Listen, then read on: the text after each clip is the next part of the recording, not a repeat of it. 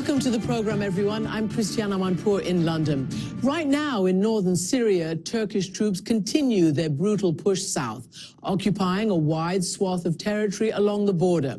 Meanwhile, in a stunning reversal, Syrian government troops are returning to a region they had ceded to the Kurds 7 years ago.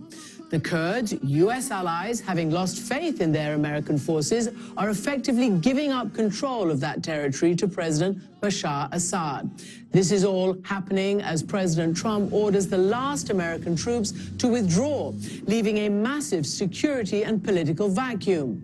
The United Nations reports that more than 150,000 people have had to flee Turkey's military offensive, and it appears that dozens of civilians and fighters are dead on both sides. U.S. Defense Secretary Mark Esper says that he warned his Turkish counterpart that an invasion would lead to everything we see playing out now, a humanitarian catastrophe and a golden opportunity for ISIS to re-emerge. Nonetheless, America chose not to stand its ground. We did not want to put American forces into harm's way. We did not want to get involved in a conflict that dates back nearly 200 years between the Turks and the Kurds and get involved in yet another war in the Middle East. Now, with reports of jails full of thousands of captured ISIS fighters and their families emptying, a nightmare scenario is unfolding. Joining me to discuss this is Shiraz Maher, a world-renowned expert on Islamic radicalization at King's College here in London, and a former radical himself, and the former Pentagon policy advisor, Kori Schake. Welcome back to the program, Kori, and welcome, Shiraz.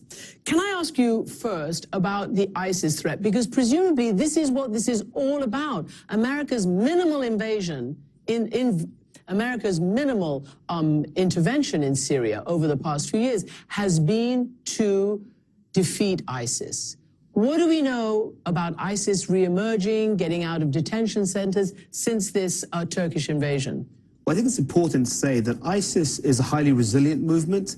It has demonstrated its ability to react to circumstances and to adapt to circumstances as well. So it faded away after the 2003 invasion of Iraq, later on when it was still Al-Qaeda in Iraq, but reformed and waited for the right opportunity when it arose after 2011 in Syria to go in there and to do this. And now, as we've seen, they've lost the territorial caliphate in both parts of Syria and Iraq, but they pulled back and they've been biding their time. When we talk about a revanchist ISIS, a returning ISIS, an ISIS that will take advantage of what is happening, this isn't a future abstraction. This is right now. It's already happening. It was happening before President Trump made his announcement last week. There were already campaigns taking place, both within Syria and Iraq, targeting local forces that were operating there. So we are seeing an intensification of that. And of course, in precisely the circumstances that the president's words have created, chaos, disorder, uncertainty, these are precisely the environments in which a group like ISIS thrives. So we're hearing reports that certain detention facilities are no longer being guarded by America's Kurdish allies because they have to defend themselves. We hear that several hundred ISIS fighters have left some of these detention facilities. Are you saying this was happening anyway, or is it getting worse now? Well, I think we can say it's definitely getting worse. It's getting more acute. Clearly, there were attacks and pressures on the SDF prior to this, but nonetheless, the region that they were controlling was still the most stable part of Syria, and they had adequate resource to address some of this. They themselves were saying, we are overstretched. We would like the West to take responsibility for their citizens who are in detention. We would like them to be repatriated home to face justice and so on. The West did not quite do that. But now, given the fact of the pressures they're going to face from Turkey, there will be a reprioritization of resource and of manpower to address that issue. And the SDF, Kori, is obviously the Syrian Defense Forces, these Kurds who are helping, right, the United States. Just put it in perspective. What have they been doing for the last several years for the U.S. and the coalition against ISIS? They have been the ground force doing the fighting for the defeat of ISIS, and you can see it in the casualty figures. The United States suffered only 5 casualties in the anti-ISIS campaign. The SDF suffered over 11,000. They have been doing the hard, dangerous work, and we have just abandoned them. 5 American forces, 5? Versus 11,000 plus on the Kurdish side. Yes. What does this mean now for American policy going forward and for the geopolitical reality in the region, given that the Kurds have always come up against the Turks, the Iraqis? I mean, they have basically nowhere to go, and all the major countries consider them rightly stateless, and they consider them terrorists. Well, I think the first thing is to separate, again, the Kurdish people of northern Iraq, of Syria, of Iran, and of southern Turkey from terrorist forces that are fighting on behalf of their liberty, because it's the civilian population that's going to bear an enormous amount of the unpleasantness that the United States has just delivered them into with President Trump greenlighting the Turkish invasion. The second thing is that Bashar al-Assad has now effectively won the civil war in Syria. That the Kurdish forces in Syria felt the need to make a bargain with Bashar al-Assad because they thought they were going to be better off under Assad than they were going to be under Turkish control, which tells you a ton. And I guess the third thing I would say is that the next time the United States needs to round up a posse and get other countries, not just the SDF and the regional countries, but we left Britain and France in the lurch. There are 81 countries fighting in the anti-ISIS coalition. We didn't inform any of them of this decision. We didn't make plans for how they were going to be safely taken out of the theater. This is a terrible day for American foreign policy. I mean, it's a terrible day the way you describe it, but it is truly unbelievable to think, both Shiraz and to you, Corey, what you've just stated, that after doing their utmost to keep Assad in rump parts of Syria around this map, they are now inviting him to come up to territory that they denied him for years because they're put in an untenable situation. When you guys look at this map, what should we be worried about? This is what Turkish forces had, and this is what they want. So I think you should be worried about the government of Turkey doing what President Erdogan said at the United Nations General Assembly a couple of weeks ago he would do, which is push more than 1 million Syrian refugees back into Syrian territory and leave them to the tender mercies of Bashar al-Assad. These are the ones who fled him, let's just not forget. Exactly right. We are consigning them to Bashar al-Assad's control. What are you seeing on the sort of the normal or some of the deeper websites and online sanctuaries that ISIS and the others have? What are they saying about all of this? The primary platform of communication now for these movements is Telegram, which is where ISIS supporters and members of the organization themselves are speaking about what is happening here in Syria. There's two things that they're doing. The first is that they're gloating about what they see as a sellout of the Kurds, because they said, we always told you that you were pawns. We always said the United States would chew you up and spit you out when it was done with you. And in a sense, that has what has transpired. So it is playing into this narrative that the United States is not a reliable ally for anybody in the region, that the United States will cut and run when it achieves a very narrow, small, particular goal, and that it is subject to the whims of a president who makes policy on the hoof. So that is one aspect. But the other aspect is also rejoicing at the opportunity that has now been presented. For a long time, ISIS has spoken about the women affiliated to the movement who are being held in SCF detention, holding them up in the emblematic way that jihadist movements have always held up women and women prisoners to say they should be freed, that they are a target who need to be rescued. And so, of course, now there are multiple calls for these women to either resist the detention that they're in, to try and break free, and that the members will go and try and help them escape from those areas. Shiraz, can I ask you, because I introduced you as a former radical yourself, you were, I think, post 9/11, traumatized to the extent that you kind of went with the radical flow. And then when the radicals attacked the British transport system right here in London in July 2005, you had second thoughts, and now you're completely reformed, so to speak. You're on the other side. From your experience, walk us through, expand a little bit more on what you're saying. you know, how other people may be looking at the West right now? Well, I think the messaging that takes place in these regions to young people, vulnerable people, is that the United States is not your friend, that it's not a reliable partner or ally, and that you need to rely on exclusively confessional movements that are Islamists, that are jihadists, that are seeking to other the world. So it's Muslims, non-Muslims, us and them, in that classical way that all sort of totalitarian extremist movements operate, in creating, as they say, this sort of in-group love versus out-group hostility. So that is precisely what we've seen groups like Islamic State or Al-Qaeda push, or much more politically oriented Islamist organizations, of which I was a member of. West saying I wasn't in any violent wing, but we were very much at the political end of creating the intellectual, moral imperatives in which these types of groups operate. So I think, as Corey herself has said, this is a disastrous moment for U.S. foreign policy. It's a disastrous moment for the reputation, standing of America in large parts of the Arab and Muslim world. Corey, can I just ask you to comment on what Secretary of Defense Mark Esper has been saying? You saw the little clip that we played, whereby he's saying, well, we don't want our forces in the middle of this historic ancient battle. But I mean, the forces were there as a buffer, precisely not to have this historic ancient battle.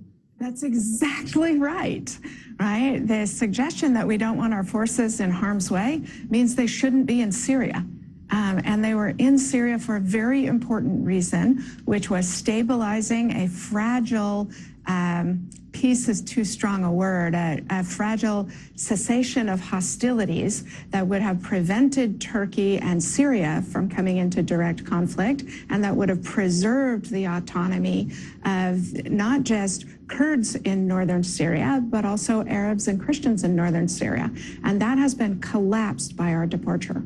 Can I just play another piece of sound from the Defense Secretary? He spoke to the Network Sunday programs this weekend. It looks like the SDF is cutting a deal with the Syrians and Russians. No, we should say SDF. Those are the Kurdish forces, the Syrian Democracy Forces. Defense forces, that's right. They're cutting a deal, and now what we're facing is U.S. forces in trapped between a Syrian-Russian army moving north to take on the Turkish army that is moving south. It puts us in a terrible position, and the protection and safety of our service members comes first to me. See, I'm somewhat mystified by that, because he's acting as if one came after the other. I mean, the terrible position is because the U.S. pulled out. Or that the movement of both of those forces was inevitable, and the presence of the United States wouldn't have made any difference to it. I think it's a problematic statement in all sorts of ways. Can I just ask you both, was it inevitable that at some point the U.S. would be caught between these forces, or was the ground already laid and the table set for this to gradually become more and more peaceful up here in the north? You know, I think the odds of it growing more peaceful were actually a lot stronger than it currently sounds like.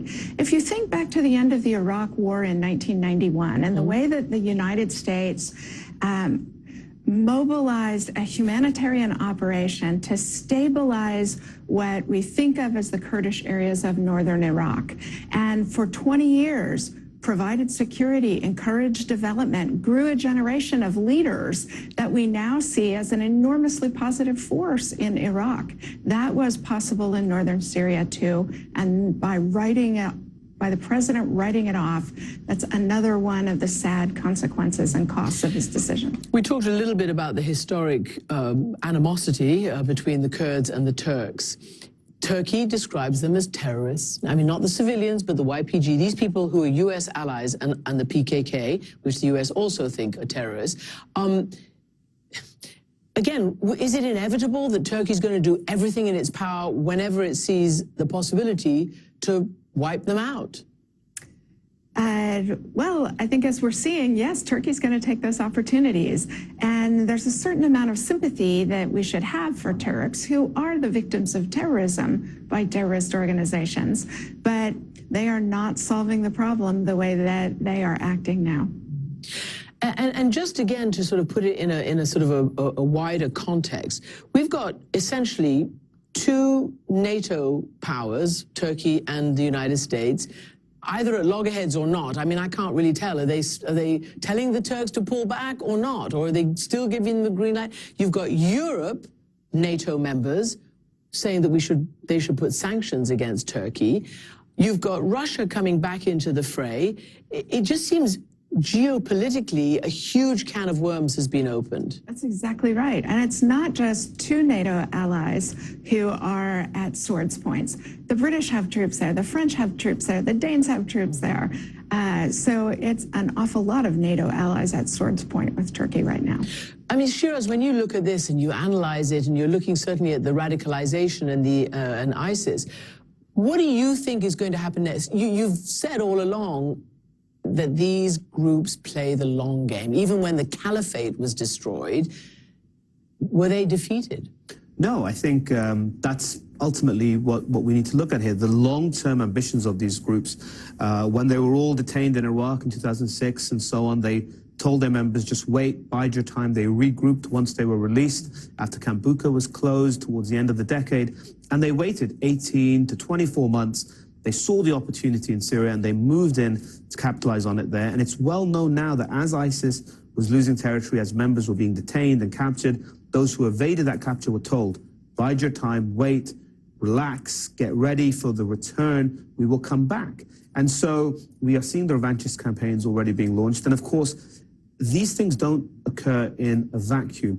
ISIS was able to attract so many people in 2014 and 15 because of the success and momentum it had on the ground. That wasn't a fantasy, that was a reality, that they were achieving success and gaining territory and winning battles, and therefore more people wanted to be part of the winning team. Now, if people see them coming back to the areas from which they were pushed out, if they see the return of those black flags, if they see the return of those fighters yet again, that will serve as a boon for another generation of people who want to go out there and support this. And unfortunately, a lot of that is traced right back to the comments made by the President of the United States. So for the American people, these wars have just been going on endlessly since 9/11. Syria now is the latest after Iraq and Afghanistan.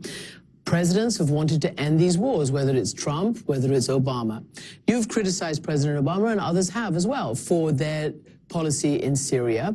And even General Mattis recently has said that, you know, President Obama saw what happened with ISIS rising when he pulled troops out of Iraq back in 2011, 2012. This is not something that's just happened under the Trump administration. It's kind of the next chapter in an ongoing, difficult relationship between the United States and that region. American presidents keep wanting to wean us off of the Middle East, but unfortunately, we still care what happens there. We care about the geopolitical balance, we care about the people of the region, and that keeps pulling us back to try and create a better future than the countries in the region are creating for themselves. Is that pie in the sky, Shiraz? Is it in, I mean, do the Americans, does the West have any chance of persuading people in that part of the world now, whether it's ISIS or ordinary civilians, that they are a force for democratization and peace and eventual good? I don't think so after this. I think this is a very damaging moment. I mean, I think the United States has obviously suffered a series of setbacks ever since 9/11 with the various campaigns of the war on terror in the region in particular. But this particular action by President Trump, I think, is an acute crisis, which, although, yes, we can criticize President Obama, the Obama administration, and Bush before him, there's been nothing quite this brazen and whimsical and so destructive in the pace of its scale that we've seen. And very briefly, Corey, last word, how does the United States recover from this? By adopting and enacting policies that are humane and reasonable instead of destructively reckless. Corey Shaki and Shiraz Maher, thank you both very much for joining me.